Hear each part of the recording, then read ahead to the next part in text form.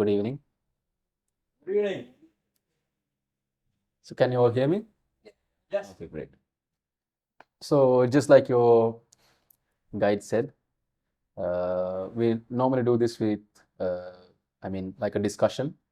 So I welcome you all to this meditation center. So if you have any questions, you can raise any questions you have about Buddhism or about your life, whatever you have about our way of life, you can raise your questions. So we'll do a brief discussion. Yes. My question is the following. We have a lady friend at home who turned Buddhist. Okay. And when we discussed a few things with her, she said there are 4 directions of Buddhism. And she said that Dalai Lama is the wrong messenger for Buddha. I stopped discussing with her because that was too radical for me in that moment. Okay. Can you explain different directions of Buddhism? Can you tell me what the 4 directions she talked about? No, I didn't discuss. Okay. Because Dalai Lama. All right. Which we all know. Okay. So if we talk about Buddhism, the main teaching of Buddhism is about understanding someone's mind.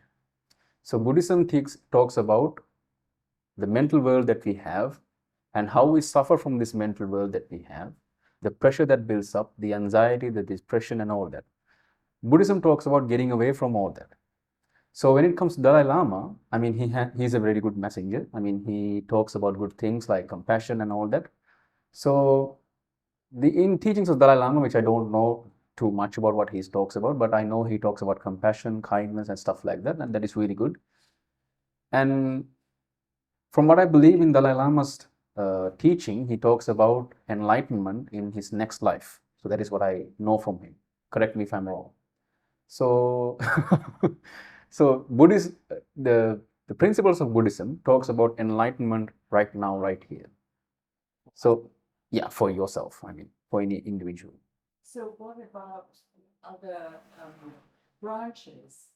Are there more groups, different leaders in Buddhism? Profess to know the best way to enlighten. All right. So it's like this. There are many Buddhist countries in the world. The majority of the population are Buddhist, right? So there are countries like Cambodia, many countries that have Buddhists living in, like Sri Lanka and other countries. So in these different countries, you find these different types of practices, right? These different types emerges with the different cultures that they have in their country. If you go to China, the way they follow Buddhism might be different from how we follow Buddhism in Sri Lanka. So if you go to some parts in like Cambodia, Thailand, the rituals, the way that they behave and the way that they engage in these Buddhist activities might differ from country to country. So in that sense, yes, there are many differences. Yes, there are many groups of practices. So these differences are there because of the cultural differences of which each country. So when you go to these different countries, there are cultural differences in all the countries, right? So with these cultural differences, there are different groups that worships and then follows these Buddhist practices, Buddhist teachings. But the real message of Buddhism is all the same wherever you go around the world. The Buddhist message is understanding your own mind. How to understand your mind and what happens when you get out from the suffering of someone, enlightenment. So there are many practices around the world. So whichever practice there is, the most important thing is understanding someone's mind. Yes. I was in I know that, right? And so they told me what they believe is not only going to happen, but heaven is when you live true life that's happening. So I wanted to know what's strengthening their idea of heaven or afterlife. So what's the main belief Okay. So it's like this. Exactly like they said, in Buddhism, in Buddhist teachings, heaven is where you live right now. Heaven and hell is an idea that is in our minds, actually. It is not that you go to some place as heaven. You make your heaven right here. That is the Buddhist belief. So, not believe in life after death. We believe in life after death. We call it rebirth. Yes, yes, we do. Each substance, it's a reincarnation in different, or how that life. So the thing is this, our lives are driven from an energy that is going on. That energy that brings this life forward is called desire. When someone dies in this world with desire left in his self for something, that drives him to come back to life, that creates his rebirth. The desire acts as a energy. When you switch on the light here, the current comes in and the bulb is lights. It gives light, right? Something like that. Something like the electricity. Desire is an energy that drives someone's self forward. When there is no more desire, then there is no more rebirth. So two things can happen after death. If someone is without desire, then there is no rebirth for that person. If someone dies with desire, then there is a rebirth for that person. Yes. Desire can be a negative desire and wish to kill people, to get into drugs, to keep on smoking while you know better. That could be a desire. Yeah. Then do I want to be reborn with that desire? I don't think so. Some people, I believe, are bad people in their mind, in their thinking, in their actions in life. So thing is this. Yeah. So thing is this. There's desire in someone's mind to do something, right? So that thing that we have in our mind as desire and we are desirous about, we are attached to, there's that thing that is on the one side, right? So what happens in our mind is we divide the desires that we have as good and bad, positive and negative. That is done by our mind. That doesn't exist outside. You say getting addicted to drugs is a negative desire, but still that person is desirous about drugs. Hence there is desire in him towards drugs. So that will make him come back. We are the ones who's naming these positive and negative. There's no such thing as positive and negative. Desire is desire. We make a choice. We make the choice. Could you explain the concept of karma? Yes. So the thing is this. The concept of karma acts like this. In the simplest form, karma is what you do comes back to you the way you done it. There's no good and bad in that. If you help someone, you receive help. If you hurt someone in some way, you receive that. So that is the basic teaching of karma. But the thing is this, in Buddhism, all of your life does not belong to karma.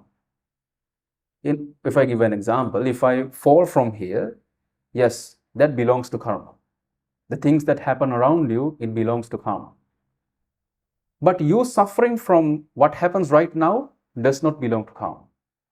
Let's say someone shouted at you, right? So that might be karma. That is karma actually. But you suffering from that, it has nothing to do with karma. So what happens right now does not belong to that. I mean, how you react does not belong to that. That's the controlling the mind. Can you? That the how you react. You said it's not karma. That's your. Yeah. That's up to you to. That's up to your. Yeah. The thing is this. That happens with the data that you have collected from society, from your parents, from your school, from your date of birth up until now. That happens from your own habits, from your own data. You know, okay, if something like this happens, this is the way to behave. That is a program that is running in our minds, right? It's not real control that you have over it. It's just how you are programmed to run in that reaction. So should we control that? Should we change that? So the thing is this, whether you control it or not is not the Buddhist teaching is about, right? The Buddhist teaching is about whatever happens in your life, if that creates suffering in you, if that builds up pressure in you, if there's a tension that is going off with things that is happening around you, the Buddhist talks about understanding the cause behind the result, which is your suffering, right? Normally, the reason for your suffering has to do with someone who's outside, who's doing certain things, right? So let's say that you have your son or someone who's not behaving the way you want, right? So you're upset with your son. You are saying, okay, why are you doing these things? Why did you do this? Why did you do that? You are doing this over and over again. That makes me upset. Why are you keep doing that? So we ask these kinds of questions, right? From our husbands, from our wives, from our spouses, from our countrymen, from our government. We ask different questions from different people and saying, you are causing this, right?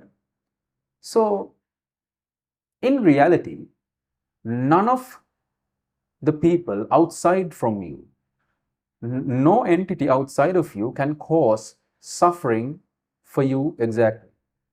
What happens is your mind creates these different ideas in you, and you have different imaginations of how the world should be. And when these expectations doesn't go the way you want, you start to suffer. So the real reason has nothing to do with the outside person doing anything. It has to do with your own mental imaginations thinking these things should happen in a certain way. So when these things doesn't happen the way you want, you suffer.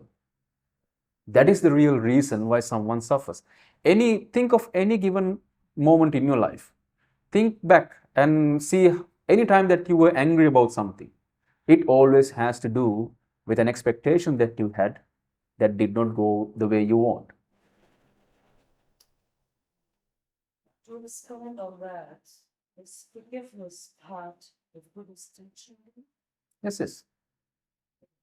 It is. What was it say? To a certain extent, yes, it is. Forgiveness. She's asking, is forgiveness a part of Buddhist teachings? To a certain extent, yes, it is.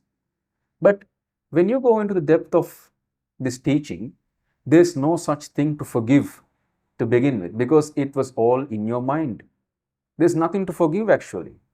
You have to forgive someone of doing something because you were expecting them not to do that. So the real cause of someone's suffering has nothing to do with anything which is happening outside. It all has to do with your imaginations, with your own expectations, which you are attached to. So I'm not asking you to live without expectation, because that will not be possible, right? So you have an expectation to go back to your hotel, you have an expectation to go back to your country. So that's all there. I'm not asking you to let go of expectations. I'm just asking you to check inside to see, when you suffer in life, the reason behind it is always an expectation that you were attached to. When you see the reason, when you see what causes suffering inside you, the letting go of these expectations happens automatically. You cannot just come up and say, okay, I'm not going to expect anything from life ever again. That's not going to work, right? So what you can do is, whenever you feel upset or angry, you can look inside and see, what is the real reason? Is it the boy who's outside who's causing all this? Is it my neighbors who's doing all this? Is it the real cause of my suffering? And then you will see it has nothing to do with outside people. It has to do with your own mental imaginations. We draw different pictures and we paint these different pictures in our minds. And we forget that we are the ones who's painting these things. We believe the paintings to be true. the right, the wrong, the justice, injustice, like you said, positive and negative. Everything is imagination. You have positive, negative, right and wrong in the society. When you behave in the society, yes, there is right and wrong, but that doesn't make it the reality. It is just a concept. So if a child is sick, Yeah. the mother's, but that's not something, I don't want to leave the suffering, right? So this is not your imagination. Because Okay. the mother Yeah. is- Yeah, I understand. So the thing is this. So the mother suffers when her son or his child is sick, not because the child is sick, but because she was thinking, my child should be healthy. I'm not asking you to not to react. When your child is sick, what you can do is you can show her to the doctors, do all the things that you must do. But if you're suffering, it has nothing to do with your child being sick. You have to understand that. It is all you thinking, okay, my children should not suffer. That is the expectation. It's not just an expectation, it is an attachment that you have. Not to the person outside, but to your own mental imaginations. Think of it. You are not really in love. You are not really loving your son who's outside. What you love is the imagination in your head of your son. That is what you love. That is what you get attached to. That is why you suffer when your kid does something that you don't want them to do. Why? Because in your mind, your son is not someone who's doing these things that you don't want them to do.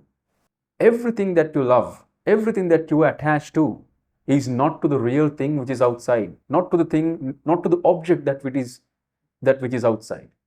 It is all to the mental imaginations that you have inside you. That is the reality. How do you undo from attachments? The way to undo is to look inside, to do a research within. That is the only way to undo that. Healing, is that part of the healing process? You can call that healing. The only thing to do is you try to find out who you really are. That's what you have to do. We as humans have come so far. We know about the moon, we know about the black holes, we know about Andromeda, we know about how long this universe is, which is outside. We know about everything, but we know so little about our own mind. We know so little of who we really are. Someone might say, if I ask you a question, who you really are, can you give me an answer? Who you are? Physical answer. Is it your body? It's not your body. If it is your body, then you have to be able to do whatever you want with your body, but you can't, right? Your body is here because you give it food. Your body is here because you give it exercises. Your body is here because you give it, water, all that, oxygen. Without oxygen, water, and food, your body will not survive. Will it? It won't. It is asking for different things, right? You have to give it medicine. You have to, every time, your body is reminding you, the universe is reminding you that this body is not yours. But we foolishly think this body is mine. This is my body. It's not really your body. The body belongs to medicine. The body belongs to food, water. That is what body belongs to. So who you are. So How do we nourish the mind? okay. Then again, you have to ask the question of who am I? If it is not your body, then what is it? Is it your mind? What is it? Is it your name? I am some Mary or someone. Is it you? If it is your mind, then how come when you go to sleep, you don't know who you are if your mind is not working? When the mind works, when you have something to look at, when you have something to think at, then your mind works. So what is really you? That is the question that you need to find an answer for. The answer is there is no such thing as you. That is an emotion. That is a concept that has been brought up from our minds. We are used to think that I exist. That is the greatest lie that we all suffer from. The world that we live in goes around the idea of you. Because I'm here, you guys are here. Because I'm here, my mother is there. This house is here. Everything exists because you exist. But you is an illusion. It's not real. It's an emotion that comes up when you think about something. When you think about this glass of water, you get the idea of, okay, I'm here. When a dog goes in front of a mirror, the dog sees, what does the dog see? Itself. It sees another dog, right? Then what does the dog do? It barks, right? It tries to fight with the dog which is inside, right? He's barking, he's doing different things to the dog inside, right? But when we go in front of a mirror, do we do these things? No. Why don't we do these things? We recognize us as being. Yeah, exactly. We understand, we have the capacity to understand. There's no someone else in front of me, that's just my reflection, right? But the dog doesn't understand that. It doesn't have the capacity to understand that there's another dog inside, right? But what the dog do is it barks. It tries to fight with the dog inside. But the same thing happens to us that happens to the dog when it comes to our real lives. When you look into the mirror, you see yourself. You don't understand that it's just a reflection. But for the dog, was there a dog inside the mirror? Was there really a dog inside the mirror? No, there was no dog inside the mirror. So if I say there is a dog, then I'm wrong, right? If I say there is no dog, am I right? Listen to this carefully. So if I say there is a dog, then I'm wrong, right? So if I say there is no dog, is that correct? No, there's an image of a dog. That is not correct. Why? Because there was no dog inside the mirror to begin with for you to say no. There was no dog. Does that make sense? So when you say there is no dog in the mirror, that is also wrong because there was no dog inside the mirror to begin with for you to say there is no dog. But there is something there. That's the reflection. The reflection is there. Understand? If I say there is a dog, that's wrong, obviously, right? Because there is no dog. If I say there is no dog, then that's also wrong. Why? Because there was no dog inside the mirror to begin with for you to say no dog, right? So you see here, this is a plate. Let's call this plate. So there's a plate here, right? So is there a plate here now? No. Why? I can say there is no plate here because it was here to begin with for you to say no, right? It was here, then it is no longer here. So I can say there is no plate in my hand. I can say that. Why? Because there was a plate in my hand in the first place for me to say there is no plate. Make sense? But inside the mirror there was no dog. There was no dog to begin with inside the mirror for you to say there is no dog. The same thing goes with us as well. When we go in front of a mirror, we see ourselves. That's wrong. There's no such thing as you to begin with. That is all made up. But what are we seeing? What you're seeing is the reflection. So You this see- is me. If No. my reflection is in the mirror. No. Your bodies. That's it. Your body might be there, but there is no you again. The concept of you is made up. With the concept of you build up the rights, the wrongs, the justice, the injustice, your name, your country. You identify with everything because you exist. You say, I'm a US citizen from New York, right? I voted for Trump this last election. I do this, I do that. I voted for Kamala this last election. Or all of your ideas starts with the idea of you. With the idea of you, with all this information that you gather up around you, you foolishly give them values. You think, okay, this is right, this is wrong. this is justice, this is injustice. You give values to different things. You give values to different people. Okay, this is my son. Okay, I give good, great value. But you are doing all this with the illusion, thinking that you exist.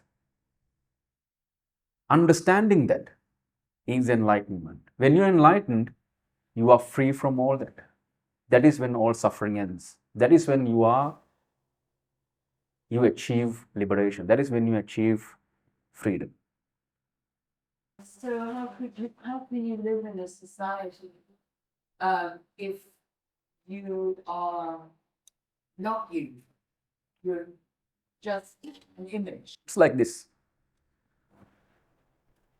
We know, I mean, you obviously know there was a person called Armstrong, like Neil Armstrong, who went to the moon, right? So he did so many practices. I mean, he went on so many exercises and all that to complete his travel to the moon, right? So he was in this planet and he did all these things and he went to the moon, right? So when he went to the moon, he has a different experience of how to do things in the moon, the different gravity in the moon, right? How to walk in the moon, how to do different things in the moon. He has a different experience. This person now has two experiences, how to live in the gravity of the earth and how to live in the gravity of the moon. He has two different experiences. Neil Armstrong does, right? So likewise, an enlightened being has two experiences. How to live in the society and the reality of the world. He has two experiences. So he can obviously live in both conditions. But with the difference is, he knows another truth. He knows a different nature. He knows a different experience. That's the difference. He obviously can live in the world like everyone else. No one would even understand that this person is an enlightened being. You can't judge that from the outside. But once he starts talking, you understand. Once he teaches the things that he knows, then you can understand. It is an experience that someone gets. If you have never tasted water in your life, imagine that you never have tasted water in your life. I'm going to drink a sip and I'm going to say different things about water. Okay, this tastes like this tastes like that. Okay, it felt something real nice when it goes through my throat, but you won't understand, right? You can imagine different things. Okay, this might feel like this, right? But the only thing that you can do is come up here and drink some from yourself. Then you know. Is enlightenment, would one say, separation of body and mind? So the mind becomes separated from the actual body and knows more than most of us ever experience. Okay. Enlightenment doesn't mean separation from mind and body. Enlightenment means you understand the mind to the fullest. When you understand the mind to the fullest, there is no more you to even separate your body and mind. It's an experience again. There's no words to explain that. What I can explain is how to go there, not about how you feel when you drink water. Because that's an experience. If you get burned from something, then you know the feeling, right? You know how it felt. You know how it felt. You can't explain that to me in words. I will never understand how you felt through words. But when I get burnt myself, I know, this is what he was talking about. People are also burning. Every human is burning. Why? Because of their desires, because of their attachments. Everyone is burning. When there's something burning, when the fire goes out, it's like that. It's the same thing. Imagine this vase is burning. When I put out the fire, then there is no burning anymore. No more burning. Something like that. When you put out your fire, the fire of desire, the fire of attachments, then you are liberated. That's it. During the Vietnam War in the 1960s and 70s, there were several Buddhist monks who burned themselves to death. What is your opinion of an act like that, and you think it's their choice, it's a good thing, or what? I mean, in Christian tradition, suicide is considered wrong, sin. And I just like to. Suicide is a sin. Is that what you said? Oh. Why did they do that? Why did they do that? Do you know the reason behind the action? They're protesting The war. They're protesting the war in South Vietnam. So the thing is this.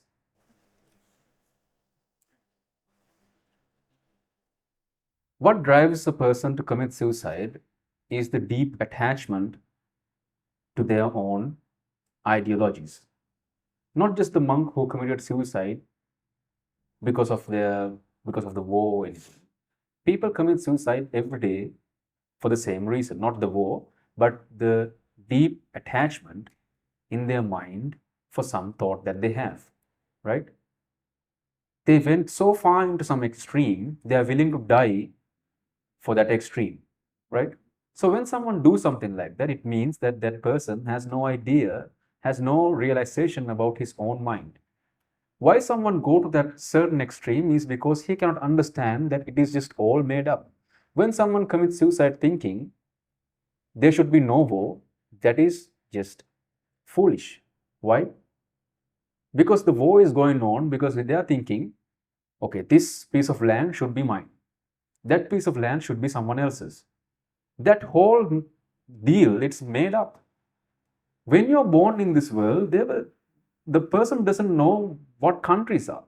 This whole world is just one single country for them, right? But then when they are grown up, they are given the idea, okay, there are different countries with different borders. Well, who made these borders? That's just made up, right? So US as a country, it has been extended, 10, 15 times, I think, right? At the beginning, it was just a piece of land. Then they bought something from someone else. Then they fought a war to gain some more. Then they went some more from. Then they went and buy some. They bought some more from Mexico, right? So that's how it is made up, right? That's all made up concepts, right? So then this kid is given the idea: you need a passport and a visa to go to some other place, right? That's not just the problem. That becomes their reality. That is the problem. When that becomes the reality, then all the problem starts. Everything starts. Why? Because that person thinks, okay, my country is the greatest country.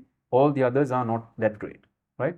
I am willing to go to war to protect these borders that someone else made up. That all happens because he doesn't understand what's happening in his mind. I'm not saying pass the border without any visa. You should get some visa when you pass the border, right? So that's how you survive in the society. Do that. But remember, it's all made up. When you forget that this is all made up, that this is all just some norms that we all agree upon, that doesn't make it reality. But when it becomes the reality, you start to fight for that. You start to go to war to that.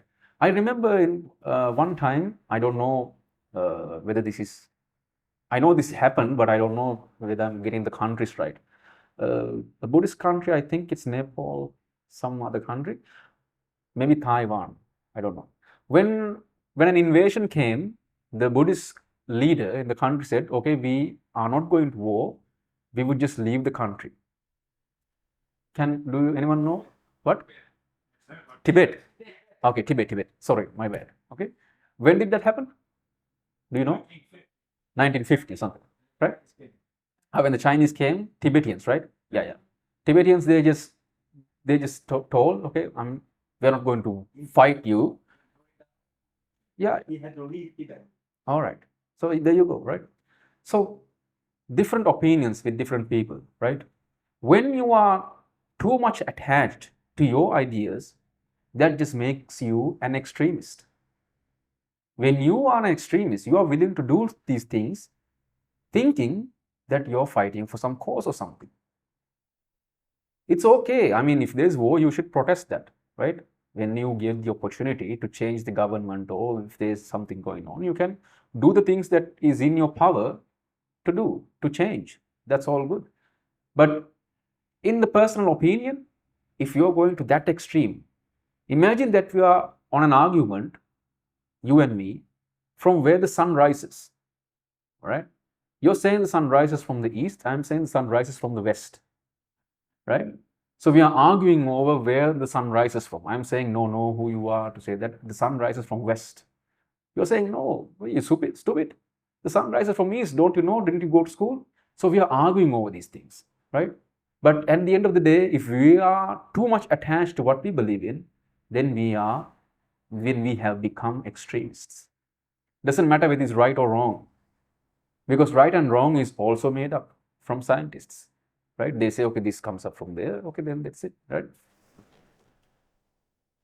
That is also another ideology. That's another concept. The thing to understand is there's always two sides to every story. The problem is when you listen to some data, when you listen to radio or something, we come into judgments. We come into conclusions right then and there. We think, okay, this is that, this is wrong. That is right, right? He did the wrong thing. We come into conclusions. What you should do is not to come into conclusions, but to listen and be an observer. You observe, okay, this side is this, that side is that, okay, this is what it is, right? Don't come into conclusions. If you come into conclusions, then and there you have picked a side. This is right, that is wrong.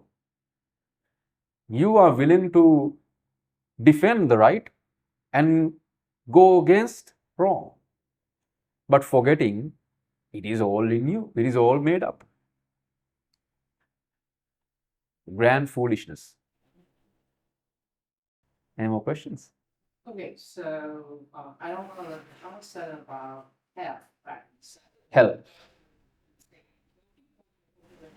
Even though you explain, because you're saying heaven is our current life. How about the heaven?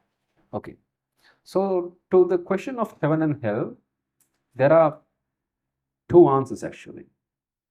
The normal answer when you might hear from Buddhist perspective is that when you do good things in your life, you will go to heaven, right? When you do bad, you will go to hell where there's all of these bad things happening to you and all that, right? That is the most, I told you that it's not like that in the beginning, but most accepted answer is that, right? When you do good, and people do good in their lives, expecting to ascend to heaven, right? They avoid doing bad to escape hell. But the other answer is heaven and hell is also made up from here. The idea of heaven and hell is made up from here. When you do, one thing is sure, karma is there. When you kill someone, you will get killed by someone else. From our perspective, we call that hell. When you help someone generously, when you do good things, good is also made up, but when you help people, when you do nice things to people, that will be received the way you did it. Hence, heaven, good, right? There's no hell and heaven. What you did will come back to you the way you did that. That's it is. The heaven and hell is concept that is made up from us. I'm not against that. That's good actually, because some people who doesn't understand these things, they will not do bad in fear of going to hell. Then, everything is good the way the society works. The rights, wrongs, it is good that they believe that. I'm not saying not to believe it. I'm not saying for you to go and do different bad things.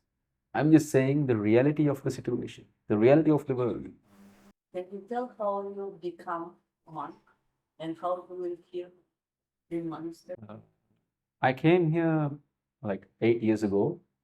I was 19. I was at the latter part of my 19 when I came here. I stayed here for over a year before becoming a monk. And what is your next question? How we live here, right? Yes. So normally we wake up early in the morning at 4 o'clock, and then we do a chanting session. Everyone comes here together and we do some chantings. And then we have breakfast at 6:30. And then we are allocated into different tasks, right? Someone does teaching, someone else do kitchen duty. I mean, they cook, construction. We have different duties to do, right? So at 11:30 again we have lunch, and in the afternoon, the evening would be the same. 6:30 we come together to chant, and after that it's their own time. If they want to read, they read. If they want to, I mean, Twice a day, you're Breakfast and lunch. breakfast and lunch. I mean, we eat dinner as well. If we do, I mean, most of us actually do different works in the day, so farming and all that, because we eat lunch. Not, I mean, officially there's 2 meals, breakfast and lunch, but we take dinner as well. Do you need pass any exam? Sorry? Do you need pass any exam? Like, to become a monk. yes. Or just your What was the word that you used? exam. Exam. No exams, no exams. So, You need to get basic education before you come here. no, you don't need. I mean, in this center, we don't accept people who are under 18. But in general, a person, I mean, a boy of 7 years old can be a monk. No, any academy when you can learn this and become monk or no? There's a way like that as well, but not here. Are you a monk forever?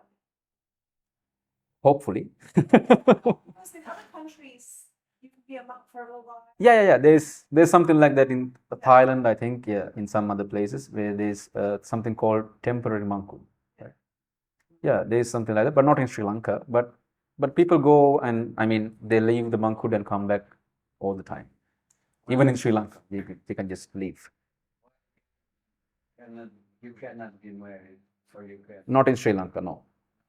But in some Japanese cultures, you can be married as a monk. Was it a vocation at home to become monk? Was there? Was it home? Was it at home? Your vocation to become a monk? Why did you want to be a monk? For myself, I knew there's a problem. I mean, not financial or anything, but I knew there's a problem for all of us. When I was like 17, 18, I mean, I knew that there's a problem. I mean, everyone going to work and then coming back home, wife, is that all? I mean, I was not sure of the question that I had, but I had a question. What is this? What's this all for? Somehow I met my chief monk, who gave an answer. I mean, a clear answer that went right through me. And I started listening to him, and I made a decision. I made the decision of I'm going to be a monk when my kids get married. That was my first thought, right? I'm going to get married and do all that. When my kids get married, I'm going to be a monk, right? That was the first idea. But it came down very fast. I mean, okay, I will not wait until my kids is married. I will get married and I will go. Okay, that's not good for my wife. So yeah, it came back and I just said, okay, I'm going today. Said bye-bye and just went. How many people live here? Monks. We have 28, 27 monks. And there's a nunnery as well where 16 months, 16, 14, something like that. You have nuns too? Yeah. There's one over there. So you teach meditation here? You teach meditation? Yeah, we do that as well. I mean, it's not every day. There are programs that we organize for like 5-day, 10-day meditations. And there's that, and we teach some other things as well, like English, and to do school. We do those things as well. But that's a requirement in meditation. No. As a monk, there's no requirements of anything. You don't have to meditate. Yeah. No. I mean, if you want to, you can. Yeah, you have the option, but yes. So do you pray? You pray to. We don't pray. You don't pray. We chant. So in chantings, there's these different books. So in these books, there are the teachings of Buddha, right? The things that he taught. So while we chant them out loud, we try to understand. We try to remind ourselves of what he taught, right? He said these things. Okay, there's suffering and how we suffer and desire and all that. That's written in these books, right? So we chant them together and remind ourselves of what he taught, something like that. Are your parents happy with your choice? Me? Your parents. Yeah. Your parents. No. I mean, now they are more accepting that. They came today as well. Today morning they were here.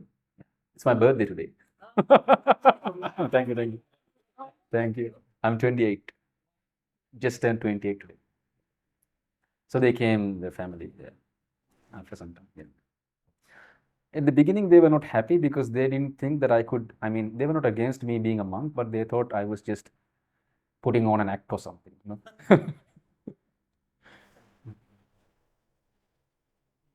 How often do you get to see your parents?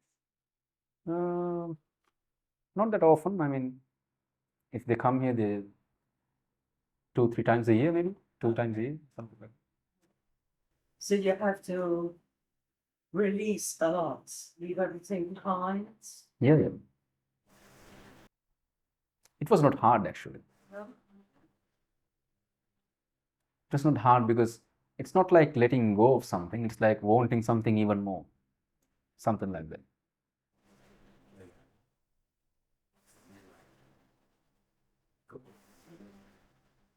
When you understand there's nothing actually to let go, like I said in the beginning, there's nothing really to let go because you know everything. You have something to let go when you don't understand because everything is attached in your mind, not in the outside, not in reality. When you understand that the letting go happens automatically, like I said in the beginning, I mean the physical things. It's not that you have everything around you. You can have nothing around you and still be attached. Make sense? There are people in this world who has many physical things around them but has no attachment to those things, right? He doesn't care if you lose them. How do you know you're attached to things? It is when you lose them, you are not able to forget about that, right?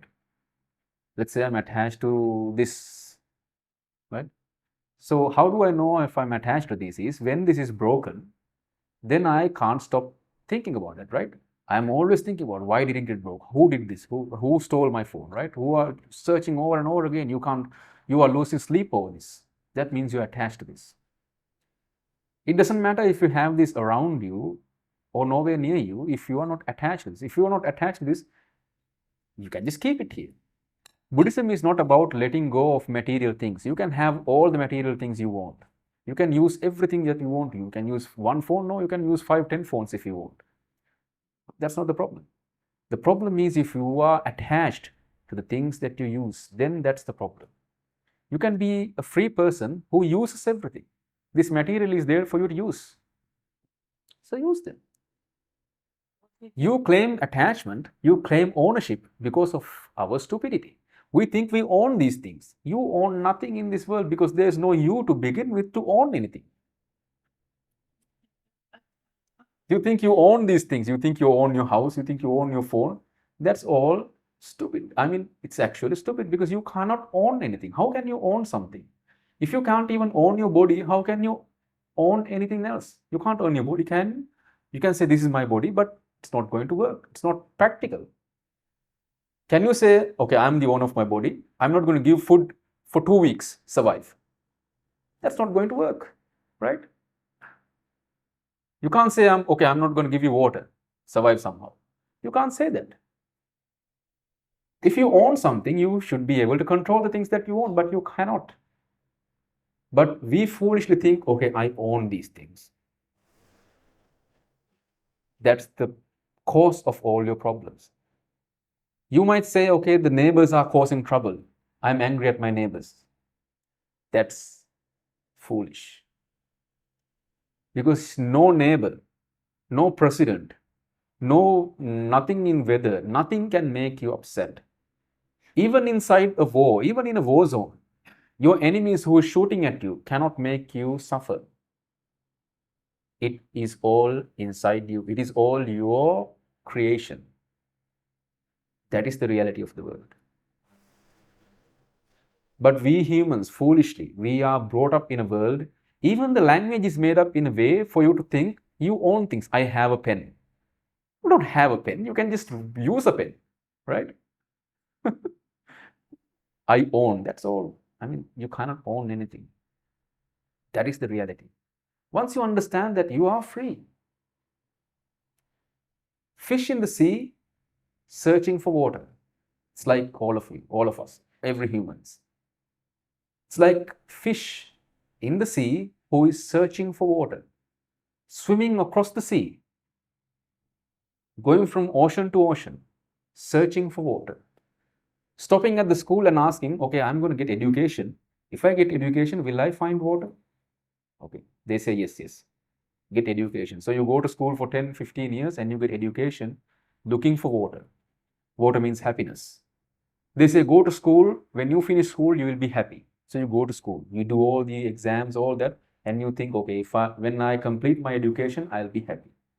So when you're done with that, then the fish is asked to swim more to the college, right?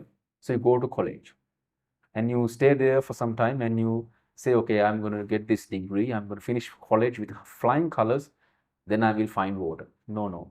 Then they say, swim some more, find a partner, build a family, do this, do that, do this, and do more and more and more and more. You go on. The fish is swimming more. Humans are searching for happiness, doing different things. They are going on trips. They are going on, they are doing different things. They are going on parties, weddings, endless cycle of searching for happiness. The problem that they have is they are all searching for happiness outside. They're thinking, okay, I will do this. They have a goal, they have a path, they travel the path, and they think, okay, I will find happiness. They never find that. The only thing that they don't find is happiness. They find everything else. When you go there, you see, okay, you have another destination. Okay, you have to go there.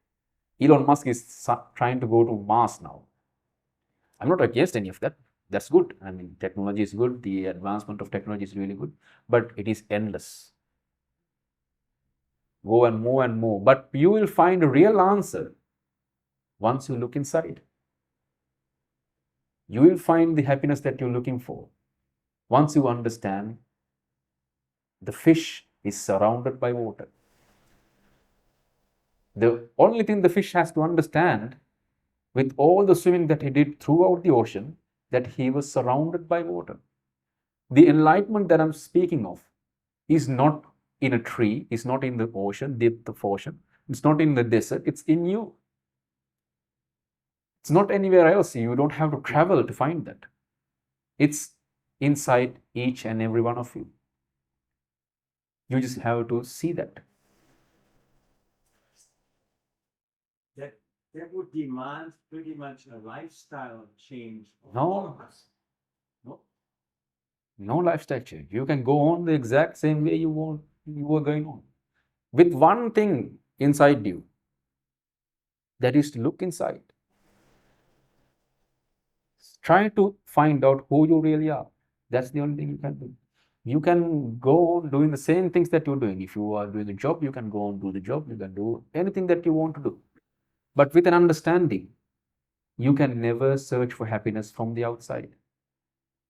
If you have a problem with the neighbor, you might change the neighborhood and try to get away from that problem. But the new neighborhood has different problems, right? You might change your spouse and find someone else. Yes, you leave that problem, but you find another problem, new problems, right? So it's a mindset. It is a mindset. It is the problem. What you have to realize is the mistake that we have.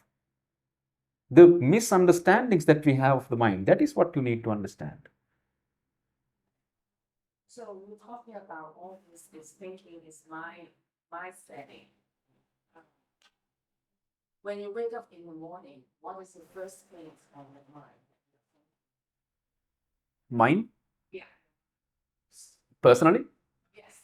Only personally and practice as a mom. First thing when I wake up, All decided, yeah.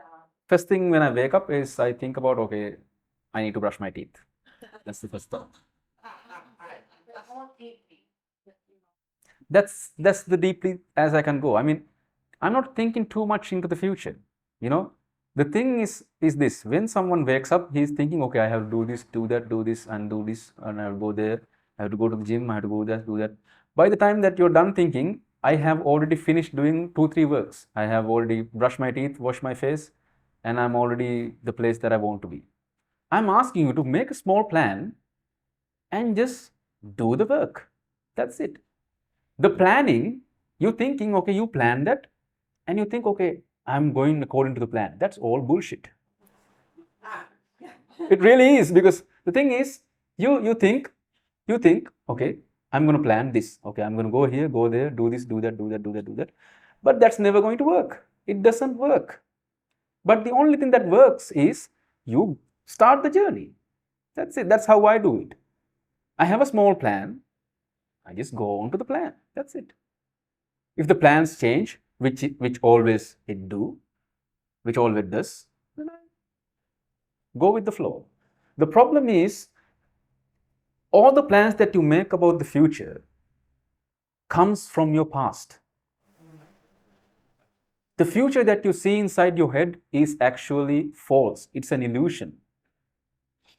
If I ask you to plan your future without getting anything from your past, can you do that?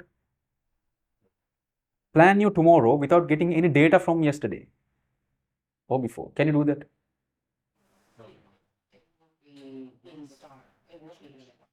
Dark is also from your past. You cannot plan anything of your future without getting anything from the past. The past is just a bunch of memories. It's just memories. So you're creating something from your memories and you're thinking this is the future. But that's not the future. You don't know your future, right? But the problem is, when you create this imagination in your mind thinking this is the future, you expect that to happen. Isn't that foolish? If I ask you, okay, forget everything. Can you plan how you go back to your country? Where you're from? Which state? California, okay. So when you get off from California airport, how far do you have to go to your house? About an hour. So how are you planning to go there? Taking a bus or? Yeah, okay. Be patient. So how do you plan on going to your house? Are you taking a taxi or bus, or will someone come to pick you up? How does that work? Yeah, from the 1 hour drive, are you taking a cab, or how do you? Uber. Yeah, you will Uber. So when you go back to your house, what is the color of the house that you're going to? What's the color? What's the paint? Is it white? The exterior wall. Yeah. It is a? Yeah. Brown? Light brown. All right. So this house that you're going to, is it the house that you will go in, let's say, 7 days? Or was it the house that you saw last when you came here? Was it the house that you saw last, or is it the house that you're going to? It will be different because I'm. No. Two answers, okay? Was it the house that you saw when you last came here, or is it the house that you're going to? It's the house that you saw when you came. You don't know the house that you will go to. Does that make sense? We never know what is out there. When you came here, you saw your house the last time, right? That is the house that you will recreate as the house that you will go back to in 2 weeks when you go back, isn't it? So when you go back there, you find your house is painted by someone else with something, right? So you're upset, not because someone has painted anything, but you were in the expectation to go back to the house that you left, isn't it? Inside your mind, even without you knowing, you are expecting to go back to the house that you left. Exactly like that. But once you don't go there, once let's say that you go back to your house, but something has happened. Someone did something. Your house is no more there, right? Some other family is living in your house, right? You are getting angry. Who are these people living in my house? You're not angry because people are living in your house. You are thinking, I am going to my house where no one lives, right? This is my house. So when you ask what my first thought is when I wake up in the morning, I just thought, well, okay, what should I do next? Okay, I will go to the chanting. That's my thought. Because I know all the plans that I make of the future, everything that I think from my mind about what I'm going to do is all a reflection of my past. That is not real. I'm not asking you to stop planning the future. Plan the future into detail, plan it. Okay, I'm going to go there, I'm going to go here in this minute, but understand when these things doesn't go the way you want. That is how it is. Because your mind did not create a detailed plan. In your mind, when you first felt love of with someone, you only imagine the good things, isn't it? You're thinking, okay, I will go with this person, do this, do that. Okay, this is a very beautiful dream. But it is just a dream. You don't see the ugly parts of that. When someone imagine, okay, he's going to buy a Ferrari, he don't see police stopping him over for speeding. No. He just sees going around with the Ferrari, like fast cars, right? The imagination is always, it has blanks. So that's the concept of living in a now. Yeah. I'm not living in any concept. I'm just living. People try to do what they try to do is they try to live happily. They try to live happy. But the only thing that they're doing is they're trying. Okay. Trying. But they never live happy. So, yeah. Are you respecting as a religion? What do you think about Christian or? Other religions? Yes. Are you respect them? You are Respect. How? Yeah, we do. Yeah. I mean, I do. Personally, I do. think your religion is supreme No. and the rest of it. First of all, Buddhism is not a religion. It is an art of living. When you learn physics, you learn that to understand how the world works, okay, how this works, right? The physics of the world. Buddhism is another science that teaches you how to understand your mind. You don't have to be a Buddhist to learn these things. I'm not asking you to change your religion or anything. This is just a science. Once you understand that, you are liberated. That's it. So I think our time's really up. One more. Yeah. Any fighting skills similar like how in China or No. No? Not here. Okay. What was the question? Any fighting styles that we learn, like Kung Fu or something. Fantastic. Thank Thank you very you. much. Thank you so much. Yeah, you're welcome again. So, to finish, I will say this. I mean, okay. Sorry about that.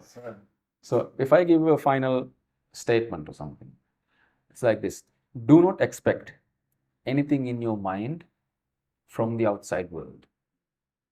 You might expect things from the outside, saying, okay, my people, my subordinates, my kids should behave this way. That is not going to work. So don't ever expect the things in your mind to happen on the outside world. So the thing is this, I'll finish with that. And there is a YouTube channel of our discussions like this, right, what we had right now, and it is uploaded in the YouTube. So you can go and watch these videos. I'll give you the link. You don't have to, watch everything from 2-3 days. Take your time. 1-2 videos. If you're going to listen to it, 1-2 videos per month is enough. So if in 5-6 months, if you continue listening to that, you will feel a change in the way you think. You will see from yourself that you're not getting upset or angry with people doing different things like you were 6 months ago. Because this is, like I said, a science. You learn chemistry to understand the chemistry of the world. This is another science for you to understand how your mind works. So in these videos, we talk about the mind in different aspects. So you can listen to that when you go back I'll give you the links if you want to. So the last thing is this, we have a cinnamon plantation here, and we have prepared a nice cup of tea for you to enjoy, so you can enjoy that as well. And finally, I'm really glad that I got to meet you all today, and I bless you all that you would find this freedom that I'm talking about in this life and get enlightened. Thank you.